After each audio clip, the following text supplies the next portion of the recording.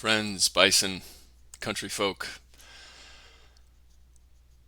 we're beginning a spiritual revolution here in the United States. Now, for some of you, that might sound a little weird, a little culty, a little religious, but it's my deep conviction, based on a sober, dispassionate view of the data, what's happening here on our shores and beyond, that without a spiritual revolution, meaning without a deep awakening in the American soul, we will not survive. The democracy that we have fought so hard to build, sustain, and defend will fall, and we will be an autocratic state. Now, I'm not alone in this. Almost everyone who's paying attention, experts from numerous fields, are saying this. But the stakes, we got to get the stakes. So what happens in an autocracy? Freedom goes away. Self-determination of individuals and organizations goes away. Organizations become, and their leaders become puppets to whoever the fascist demagogue is at the top. So capitalism is at stake.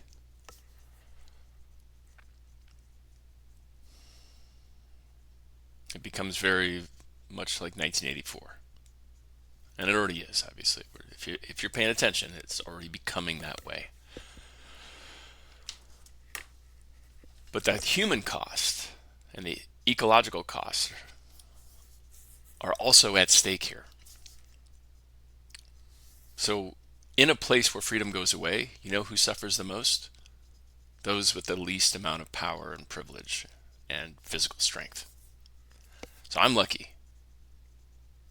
Like, 6'2" white guy, 240 pounds.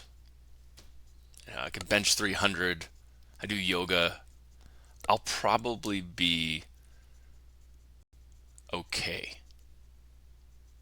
But that's not what we set out here to do, is to make sure that only the privileged few will be okay under a fascist, autocratic way of life.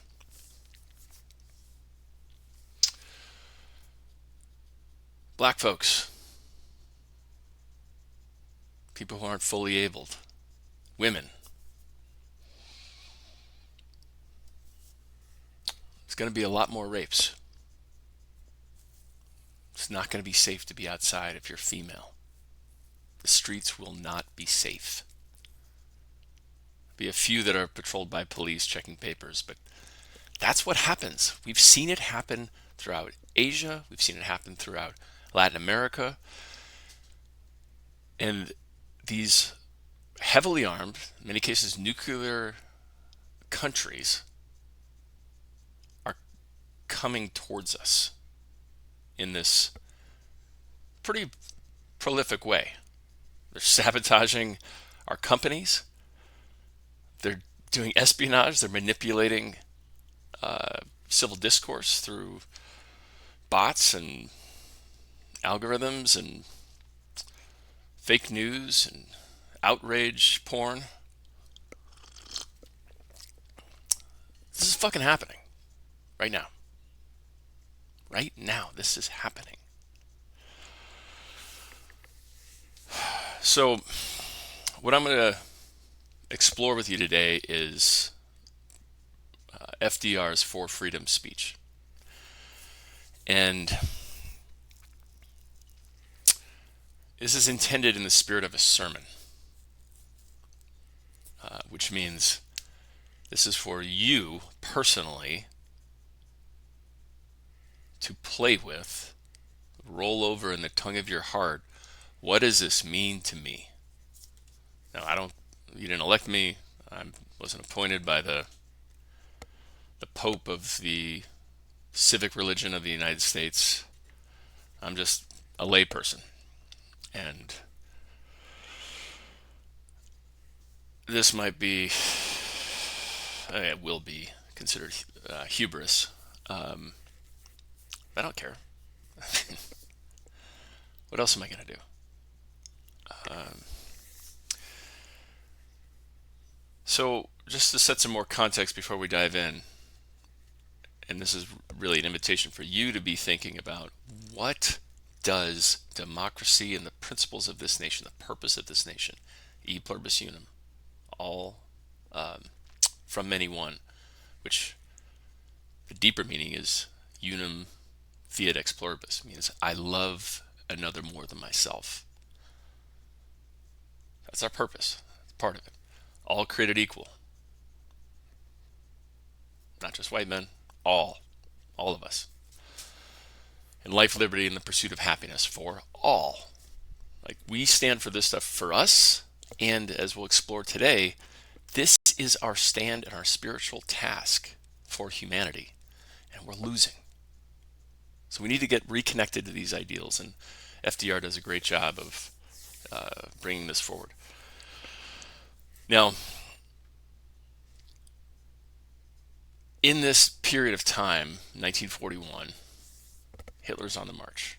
Axis powers, like autocratic, aggressive powers, not yet with nuclear capability, are just laying waste to the world. And many of us here in the United States were very isolationist. You know, America first, make America great, all that stuff. We're like, no, let's just do us here for a bit. We just came out of the Depression.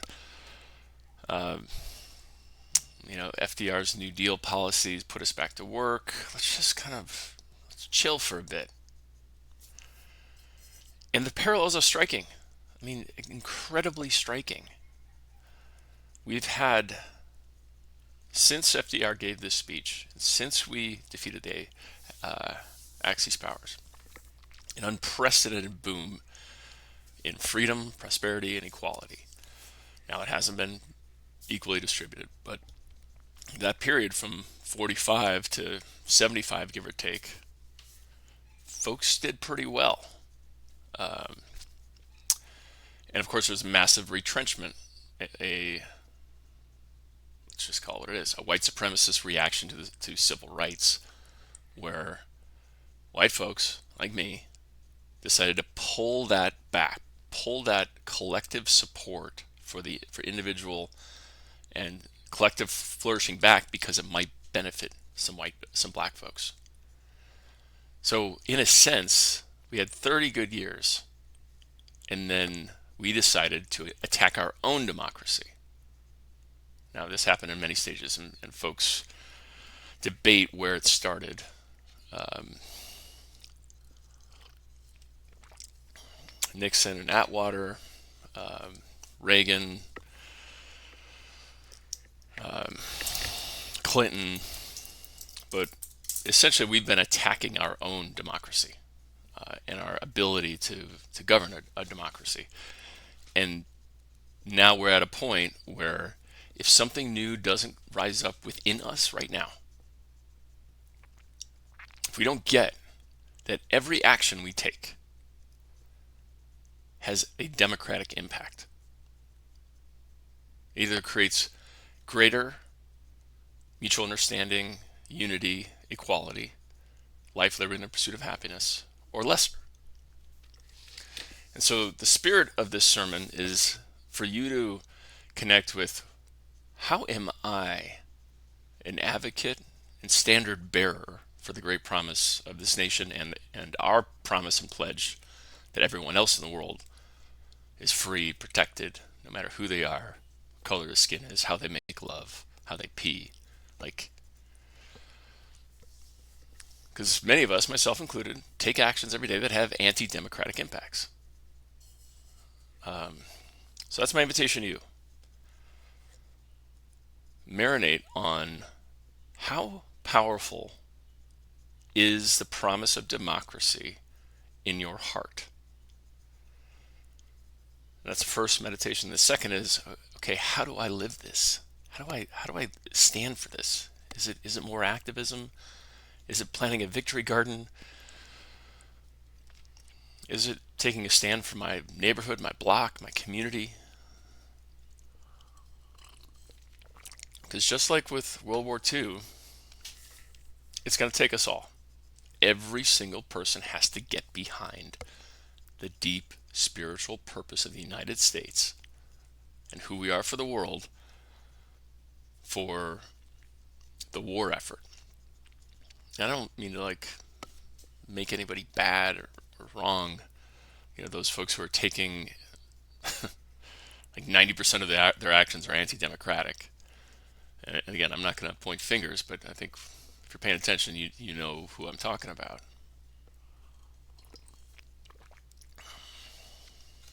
But we are at war. This is a war for human potential. It's a war for peace, prosperity. It's a war for women being able to walk outside alone. Okay. Our last piece. We're the last stand. The United States is the last stand. Now, we, for a moment, projected the battlefield on Ukraine. Everyone was, waving blue and yellow flags. But that's because we care about democracy on some deep level. And not that it's perfect over there. They're doing all sorts of anti-democratic stuff. Shutting down press, consolidating power, propaganda. I mean, they're doing, yes, they're trying to be a democracy, but just know that that's not the sandbox. That is a small, symptomatic expression of this battle. So yes, they're fighting the Russians, and they're also fighting autocrats inside. All right, here we go. Mr. President, Mr. Speaker, members of the 77th Congress, I address you, the members of the 77th Congress, at a moment unprecedented in the history of the Union. I use the word unprecedented because at no previous time has American security been as seriously threatened from without as it is today. So I'll pause here for a second.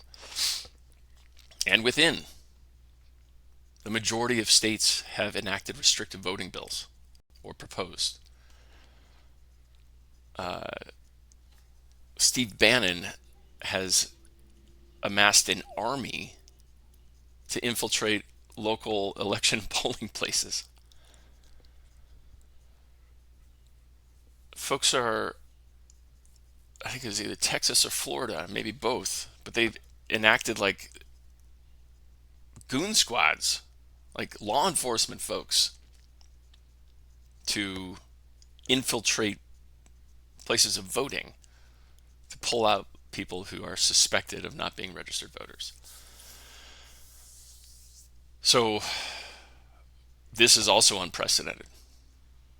We have folks who are actively at war, even though they're legally within their right, state-sanctioned threat of violence, are at war against the basic part of a democracy, voting. They're at war on that. And of course, without. We got China, Russia, Iran wrapping around the earth, and they're already here. Their intelligence offices are here. Their bots are here. Their algorithms are here. They're already at here attacking democracy. And if we continue to get weaker, they're going to exploit every single effing opportunity to take us down.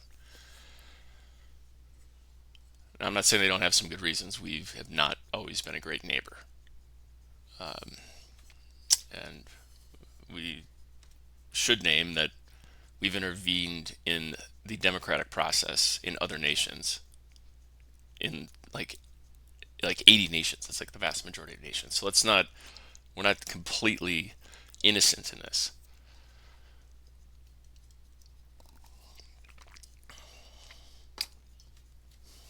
But those were anti-democratic actions on our part as a nation, part of our foreign policy. Okay. Since the permanent formation of our government under the Constitution in 1789. Most of the periods of crisis in our history have related to our domestic affairs. Fortunately, only one of these, the 4-year war between the states, ever threatened our national unity. Today, thank God, 130 million Americans in 48 states have forgotten points of the compass in our national unity. It is true, by the way, he means by like north-south. It is true that prior to 1914, the United States often has been disturbed by events in other continents. We have engaged in 2 wars with European nations and a number of undeclared wars in the West Indies, in the Mediterranean, and in the Pacific for the maintenance of American rights and for the principles of peaceful commerce. Again, this was us being imperialists ourselves, creating banana republics, overthrowing governments to make folks like U.S. Fruit Company and Dole and all that more wealthy. But in no case had a serious threat been raised against our national safety or our continued independence. What I seek to convey is the historic truth that the United States as a nation has at all times maintained clear, definite opposition to any attempt to lock us behind an ancient Chinese wall while the procession of civilization went past. Today, thinking of our children and their children, we oppose enforced isolation for ourselves and for any other part of the Americas.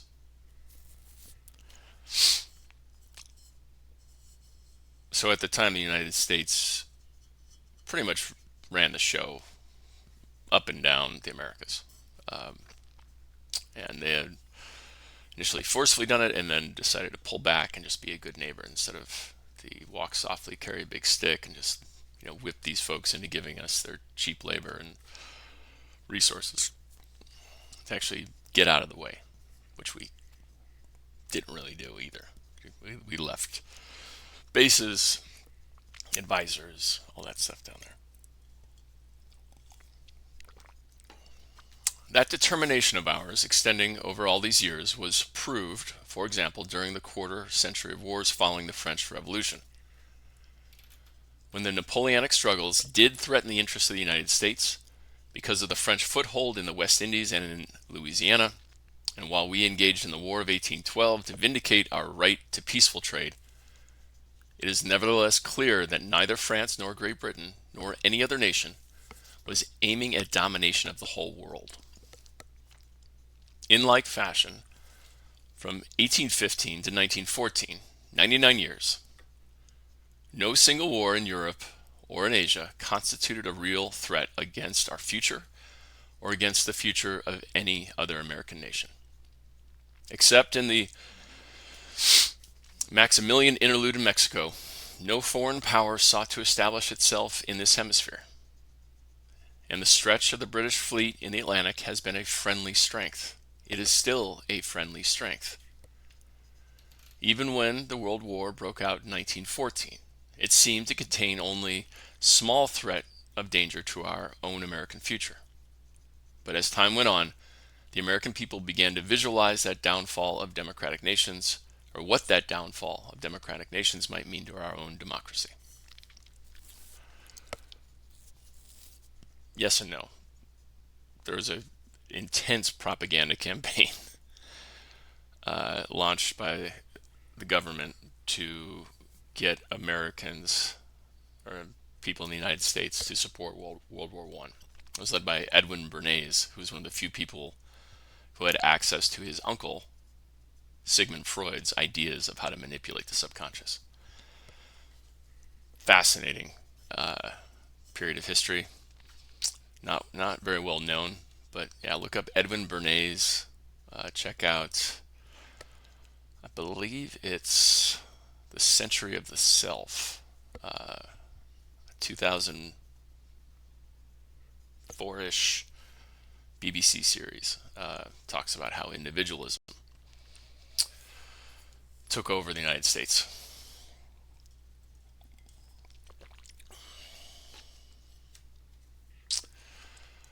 We need not overemphasize imperfections in the Peace of Versailles.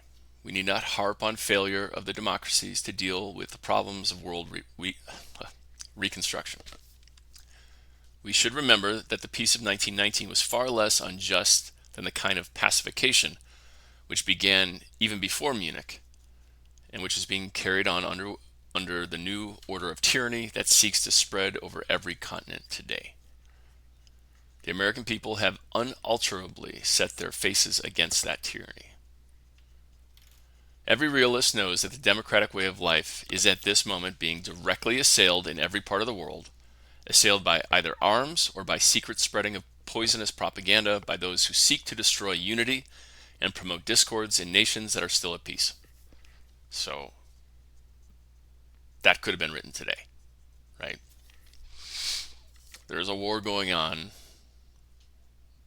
in almost every aspect of the American experience, from what we buy, how we spend our time, the news, or let's just call it messages that we imbibe. We are being actively manipulated to destroy ourselves. Just read an expose on the role that Russia played in tearing apart the Million Women's March, or the Women's March after Trump's election. I mean, it's diabolically brilliant, but yeah, look that up too, because they basically turned black women against white women, Christians against Arabs. I mean, and the thing just kind of imploded on itself. During 16 long months, this assault has blotted out the whole pattern of democratic life in an appalling number of independent nations, great and small. The assailants are still on the march, threatening other nations, great and small. Therefore, as your president, performing my constitutional duty to give the Congress information of the State of the Union, I find it unhappily necessary to report that the future and safety of our country and of our democracy are overwhelmingly involved in events beyond our borders. Armed defense of democratic existence is now being gallantly waged in 4 continents. If that defense fails, all the population and all the resources of Europe, Africa, Asia, and Australasia will be dominated by the conquerors. Let us remember that the total of those populations and their resources in those 4 continents greatly exceeds the sum total of the population and the resources of the whole of the Western Hemisphere many times over. Let's pause there for a second. The United States has some oil and gas. We've got the ability to make food, lumber. But Africa and India, China, Russia, I mean, there's so many resources there. What do they call them? Rare earth elements, things we need for nuclear warheads, and just like everybody else, like 6 billion people. So there is a domino effect that is about to happen. Same thing that was about to happen prior to World War II. They would be so rich and powerful that we would be subsumed by it. We would have U-boats on our shores. We would have missiles fired into every important city. We'd be decimated and under essentially German rule. And that's what's about to happen.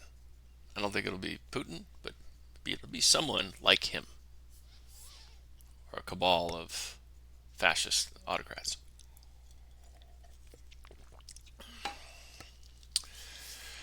In times like these, it is immature and incidentally untrue for anyone to brag that an unprepared America, single-handed and with one hand tied behind its back, can hold off the whole world.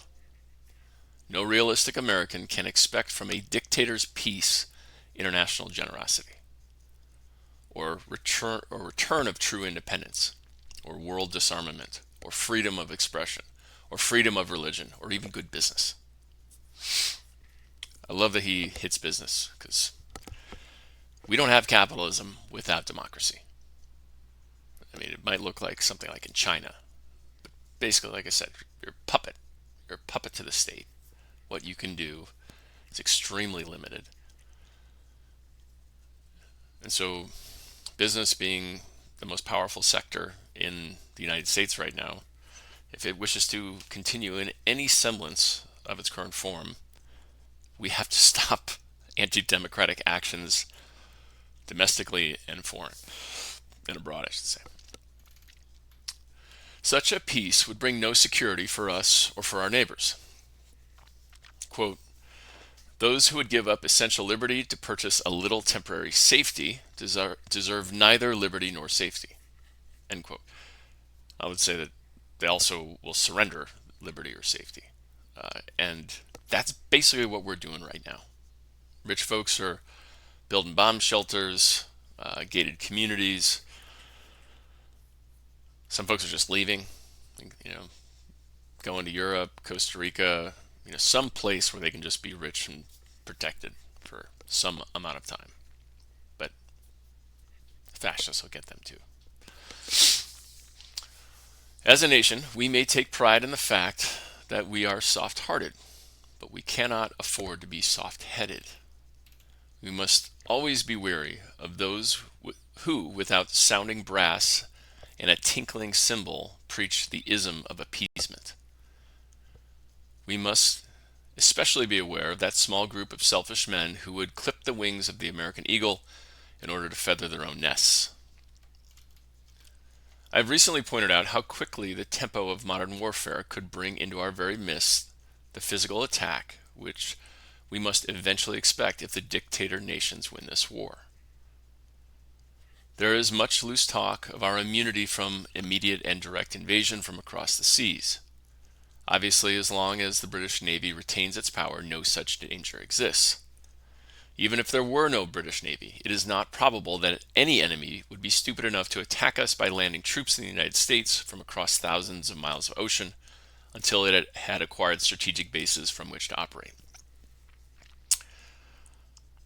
So that context is different. They don't need strategic bases. They've got nukes. Russia and China have got nukes. Iran, pretty close. And they snuck them underneath our nose. They're in the Bay of Pigs. So it's not that hard to physically attack the United States. And it's only because of our strong economy, our strong democracy, or I should say, relatively strong democracy, and our military prowess that has kept those things at bay. The slightest weakness, we can expect missiles in our coastal cities. I mean, we're already having, like I said, they're already infiltrating our culture, our discourse, our dialogue, our identities. They're working hard to rapidly polarize us so we destroy ourselves. But we learned much from the lessons of the past years in Europe, particularly the lesson of Norway, whose essential seaports were captured by treachery and surprise built up over a series of years. The first phase of the invasion of this hemisphere would not be the landing of regular troops, which is, as we're seeing, they didn't put troops in the Caribbean. Software. Spies.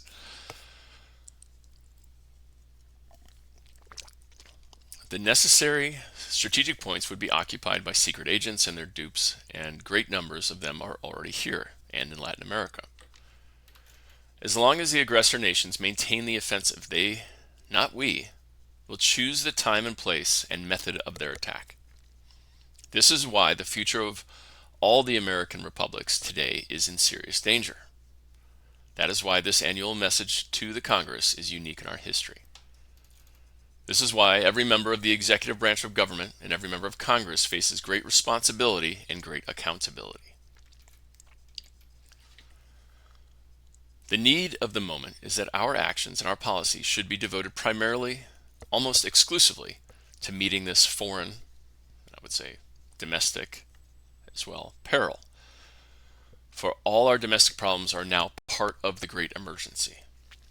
Just as our national policy and international affairs has been based upon a decent respect for the rights and dignity of all our fellow men within our gates, so our national policy in foreign affairs has been based on a decent respect for the rights and dignity of all nations, large and small. Well, kinda, not really. And the justice of morality must and will win in the end. Our national policy is this. First, by an impressive expression of the public will and without regard to partisanship, we are committed to all-inclusive national defense. Second, by an impressive expression of the public will and without regard to partisanship, we are committed to full support of all those resolute peoples everywhere who are resisting aggression and are thereby keeping war away from our hemisphere. By this support, we express our determination that the democratic cause shall prevail, and we strengthen the defense and the security of our own nation.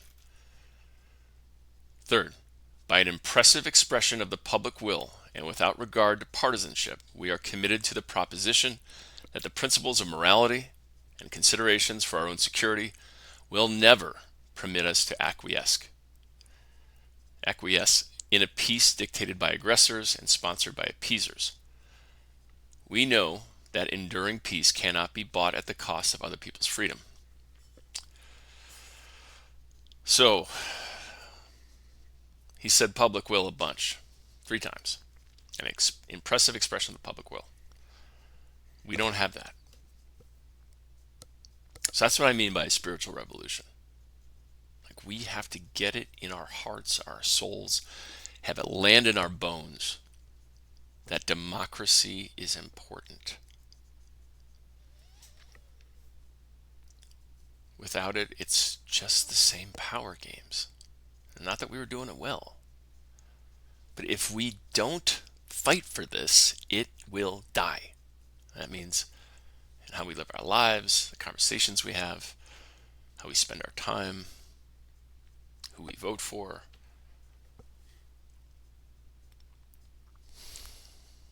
Roosevelt had the public will in a lot of ways. A lot of goodwill from the New Deal.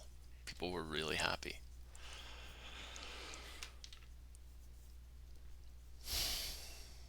So we need something like that too. We need some spiritual revolution, hopefully a material revolution that will provide thriving wages and equity and equality and healthcare and all the things that are needed for life, liberty, and the pursuit of happiness. But it has to start with us because, in a sense, we get the leaders we deserve because we have not come into a deep spiritual embrace of what it means to be here and choose it. We're essentially picking the lesser of two evils, holding our nose and voting. So it's incumbent upon us.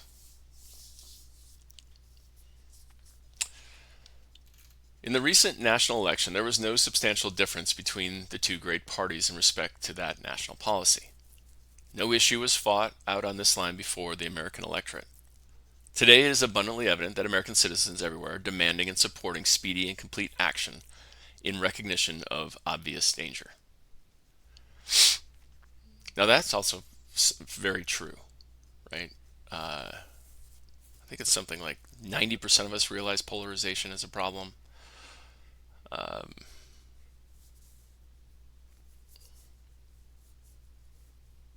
Yeah, I don't know what the feelings are on Russia and China, but let's say probably not friendly.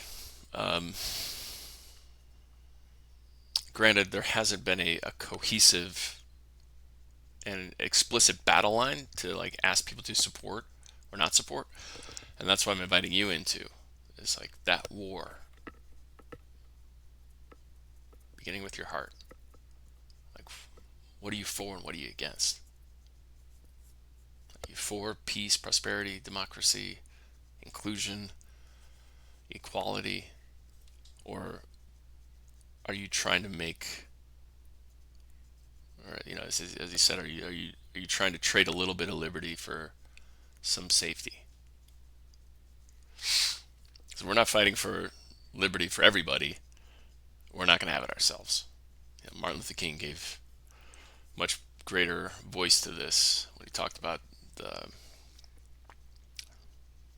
garments of mutual destiny. I forget what it is, but basically, I can't be myself fully, have freedom, life, liberty, pursuit of happiness, until you are yourself fully and have life, liberty, and pursuit of happiness. Which again speaks to that unum fiat ex pluribus. Like, I first have to love you as much, if not more, than myself in order for me to even be myself. That's what I mean, the spiritual revolution that King helped us see. And the result is beloved community. It's people from all backgrounds who actually love, care, and support one another. And it's because we believe in something.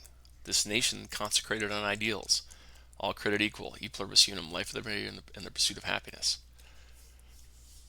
So that's what I mean by spiritual revolution.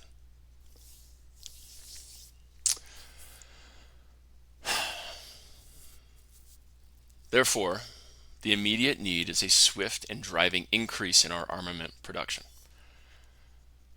Leaders of industry and labor have responded to our summons. Goals of speed have been set. In some cases, these goals are being reached ahead of time. In some cases, we're on schedule. In other cases, they are slight but not serious delays. And in some cases, I am sorry to say, very important cases, we are all concerned by the slowness of the accomplishment of our plans.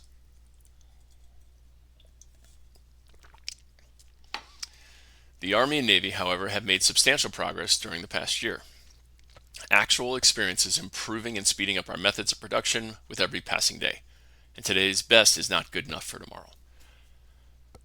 So, as we transition to a war economy, I forget the stat, but it was something like, we were churning out like a battleship, like one a month. And we got it up to like 3 a day. I mean, it was just like boom, boom, boom, boom, boom. So that's what's possible when we get united behind something. And we can have that and much more, right? Secure defenses from external threats who are trying to undermine our democracy. We can have great schools, we can have great healthcare, great public transportation, thriving wages. We can do amazing things, but we first have to connect to a deeper identity.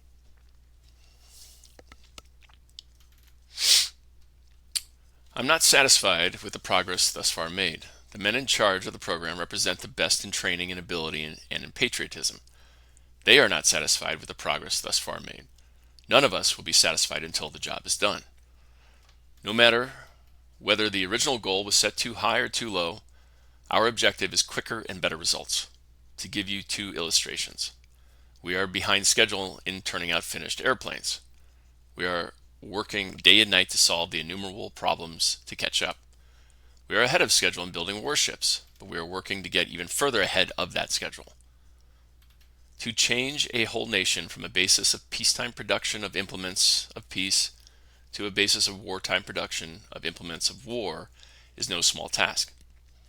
And the greatest difficulty comes at the beginning of the program, when new tools, new plant facilities, new assembly lines, and new shipways must be first constructed before the actual material begins to flow steadily and speedily from them. The Congress, of course, must rightly keep itself informed at all times of the progress of the program. However, there is certain information, as the Congress itself will readily recognize, which, in the interest of our own security and those of the nations that we are supporting, must of needs be kept in confidence. New circumstances are constantly begetting new needs for our safety. I shall ask this Congress for greatly increased new appropriations and authorizations to carry on what we have begun. I also ask this Congress for authority and for funds sufficient to manufacture additional munitions and war supplies of many kinds, to be turned over to those nations which are now in actual war with aggressor nations. Our most useful and immediate role is to act as an arsenal for them, as well as for ourselves. They do not need manpower, but they do need billions of dollars worth of weapons and defense. The time is near when they will not be able to pay for them all in ready cash. We cannot and we will not tell them that they must surrender merely because of present inability to pay for the weapons which we know they must have. I do not recommend that we make them a loan of dollars with which to pay for these weapons, a loan to be repaid in dollars. I recommend that we make it possible for those nations to continue to obtain war materials in the United States, fitting their orders into our own program. Nearly all of their material would, if the time ever came, be useful for our own defense.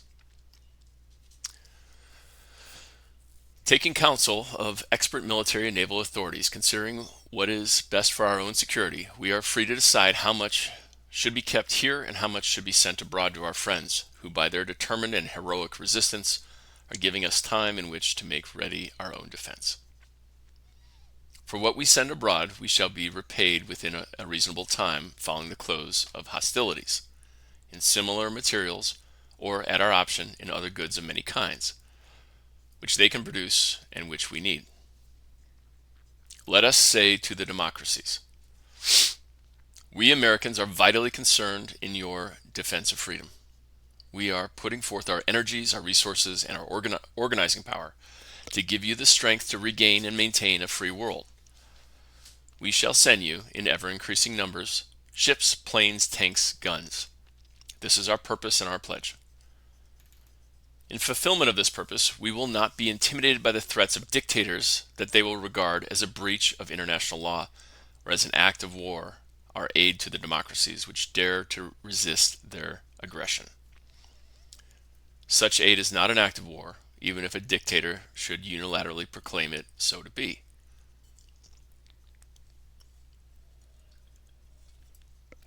So you hear what he's saying, right?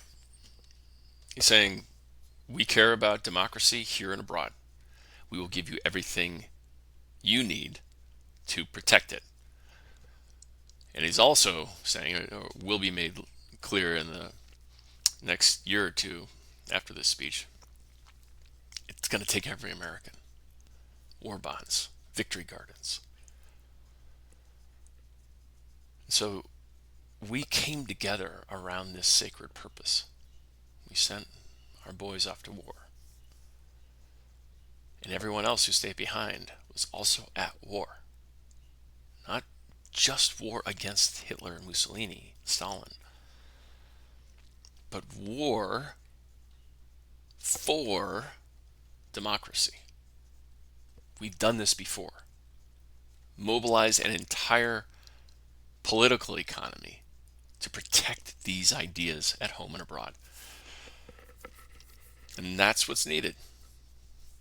That's what's needed. These issues are too complex.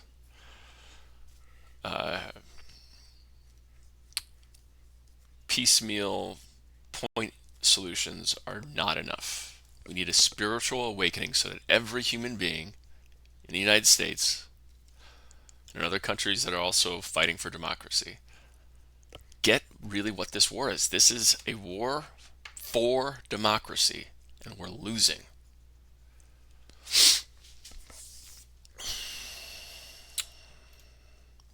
When the dictators, if the dictators are ready to make war upon us, they will not wait for an act of war on our part. They did not wait for Norway or Belgium or the Netherlands to commit an act of war. Their only interest is in a new one-way international law which lacks mutuality in its observance and therefore becomes an instrument of oppression. The happiness of future generations of Americans may well depend upon how effective and how immediate we can make our aid felt. No one can tell the exact character of the emergency situations that we may be called upon to meet. The nation's hands must not be tied when the nation's life is in danger. Now, as Biden was sharing in Philadelphia, I know a lot of folks thought that was a very divisive speech. But he was speaking to this very thing. This whole thing, this whole democracy, this whole life that many of us have enjoyed. I've been on this planet for 46 years. It's not been bad. It's been a lot better than anywhere else, or many places. And it's going away. So it's going to take all of us. A free nation has the right to expect full cooperation from all groups. A free nation has the right to look to the leaders of business, of labor, and of agriculture to take the lead in stimulating effort, not among other groups, but within their own groups. The best way of dealing with the few slackers or troublemakers in our midst is, first, to shame them by patriotic example, and if that fails, to use the sovereignty of government to save government. As men do not live by bread alone, they do not fight by armaments alone. Those who man our defenses, and those behind them who build our defenses, must have the stamina and courage which come from unshakable belief in the manner of life which they are defending. The mighty action that we are calling for cannot be based on disregard of all things worth fighting for. Pause here. So, if we are going to protect democracy, we have to play democracy. We have to do the freaking thing here. And that means stop fighting against it here. That means don't support politicians who deny the election. Don't put up with any anti-democratic talk. Enroll people in what this is really all about. We have to practice democracy. It is just like with any faith, it is a practice. You're never done with it. I think many of us think that those battles have been fought, and we just now can take it for granted. We cannot take it for granted. It is not granted. It is under attack.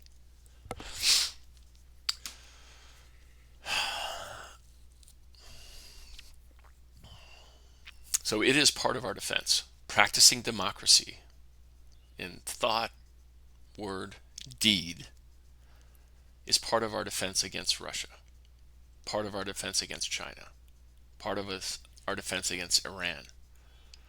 Everyone who wants to take us out, we have to practice this here. The nation takes great satisfaction and much strength from the things which have been done to make its people conscious of their individual stake in the preservation of democratic life in America. Those things have toughened the fiber of our people, have renewed their faith, and strengthened their devotion to the institutions we make ready to protect. Certainly, this is no time for any of us to stop thinking about the social and economic problems which are the root cause of the social revolution, which is today a supreme factor in the world. For there is nothing mysterious about the foundations of a healthy and strong democracy. The basic things expected by our people of their political and economic system are simple. They are equality of opportunity for youth and others, jobs for those who can work, security for those who need it, the ending of special privilege for the few, the preservation of civil liberties for all. Pause here for a second. He just articulated what all the science, all the data, the research shows about what it actually takes to hold a democracy. Barbara F. Walters' book, How Civil Wars Start. I may or may not. Yeah, I'm not going to remember all the things, but it's basically you have to have a functioning government that delivers on its purpose. So it's actually really good at life, liberty, and the pursuit of happiness. We're creating policies, rules, market structures to ensure those things get met. There have to be free and fair elections. So just take those two. We're not doing either. And I forget what the third one is. Probably something like free press. Okay. The enjoyment of the fruits of scientific progress in a wider and constant rising standard of living. These are the simple, basic things that must never be lost sight of in the turmoil and unbelievable complexity of our modern world. The inner and abiding strength of our economic and political systems is dependent upon the degree to which they fulfill these expectations. Many subjects connected with our social economy call for immediate improvement. As examples, we should bring more citizens under the coverage of old age pensions and unemployment insurance. We should widen the opportunities for adequate medical care. We should plan a better system by which persons deserving or needing gainful employment may obtain it. I have called for personal sacrifice. I am assured of the willingness of almost all Americans to respond to that call. So again, he's saying just stand up for democracy.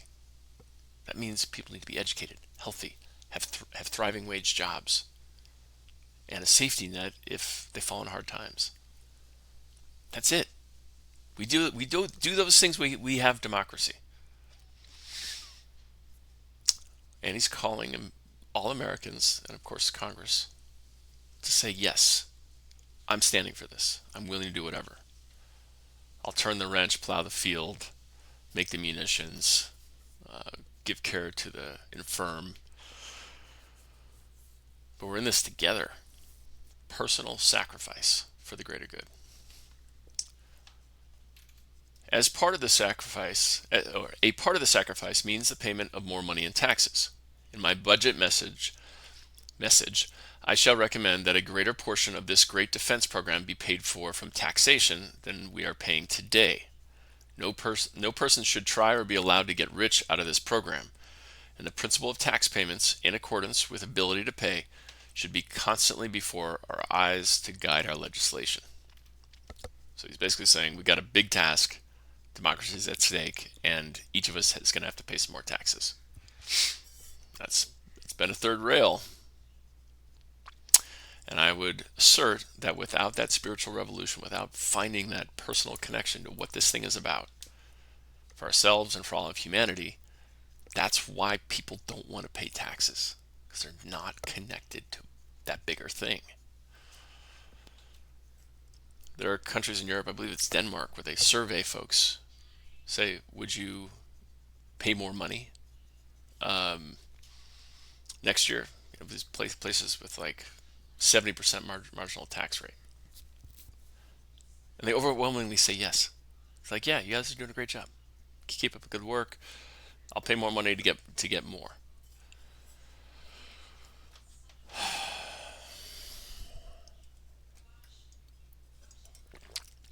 If the Congress maintains these principles, the voters, putting patriotism ahead of pocketbooks, will give you their applause. In the future days, which we seek to make secure, we look forward to a world founded upon 4 essential freedoms. The first is freedom of speech and expression, everywhere in the world.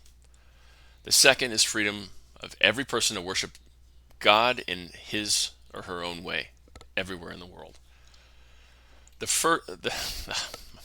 My mouth is starting to tire. The third is freedom from want, which translates into world terms. It means economic understandings which will secure to every nation a healthy peacetime life for its inhabitants everywhere in the world. It's basically thriving wages. The fourth is freedom from fear, which translated into world terms means a worldwide reduction of armaments to such a point and in such a thorough fashion that no nation will be in a position to commit an act of physical aggression against any neighbor anywhere in the world. That is no vision of a distant millennium. It is a definite basis for a kind of world attainable in our own time and generation.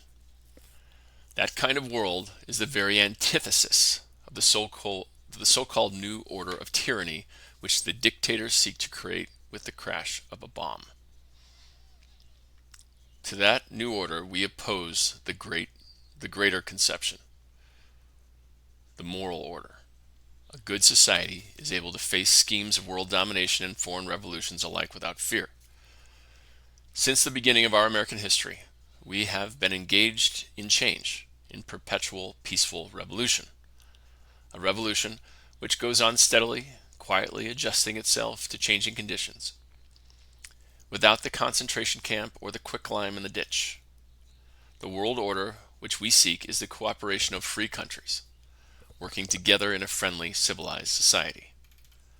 This nation has placed its destiny in the hands and heads and hearts of its millions of free men and women, and its faith in freedom under the guidance of God. Freedom means the supremacy of human rights everywhere. Our support goes to those who struggle to gain those rights or keep them. Our strength is our unity of purpose. To that high concept, there can be no end save victory.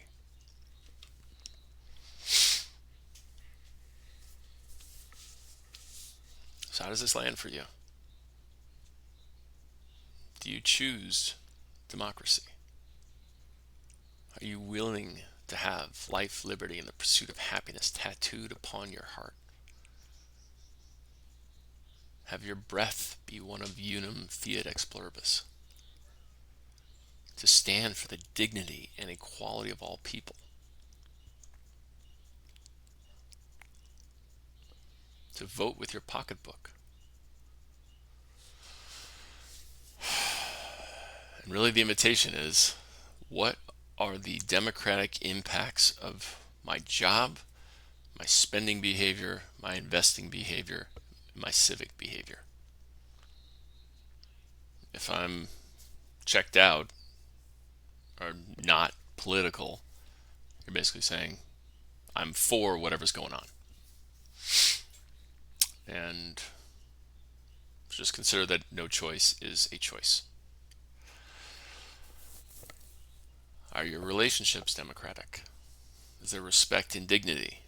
Or are you harboring resentment? Being sneaky? I know I can be sneaky.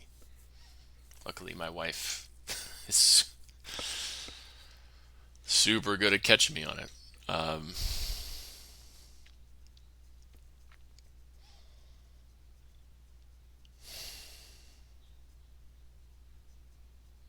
you supporting companies that pay a thriving wage?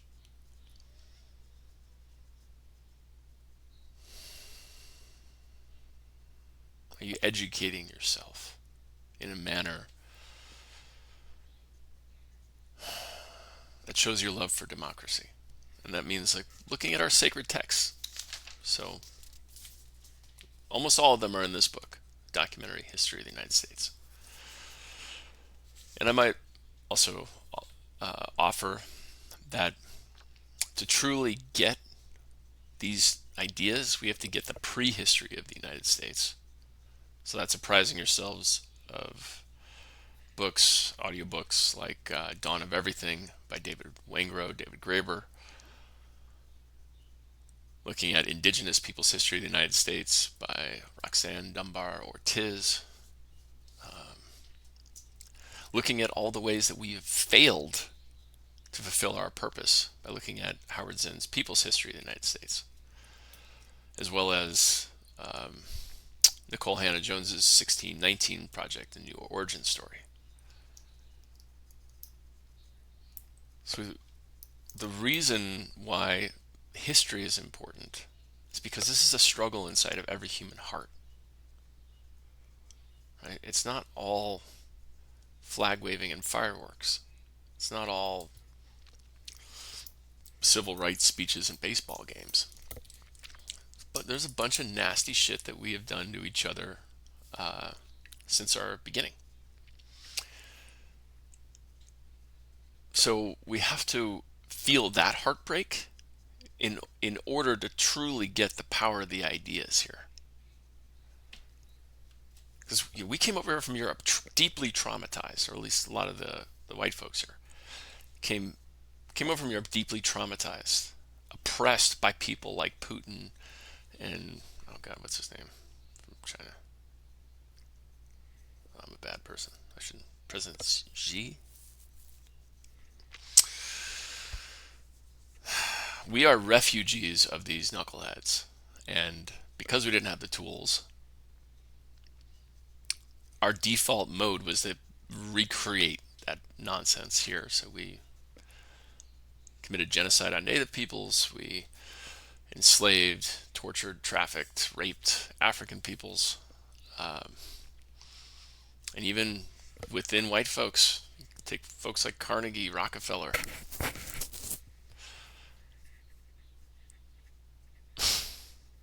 They exploited other white people like really badly, and then of course, got Jesus later. Um, Now the last thing I'll put, just again, context. The problems of this world and our nation require a functioning democracy, because autocrats, both in-house and externally, place their own interests ahead of the common good. So to be able to fix our crumbling infrastructure, to create a sustainable economy and energy grid, to actively address climate change, which is coming for all of us, we need this democracy. So my invitation to you all is, think about this as like not even being a choice, because it's not. It's either you choose life or you choose death. Because climate change is going to come for all of us if the knuckleheads with the AR-15s don't get us before.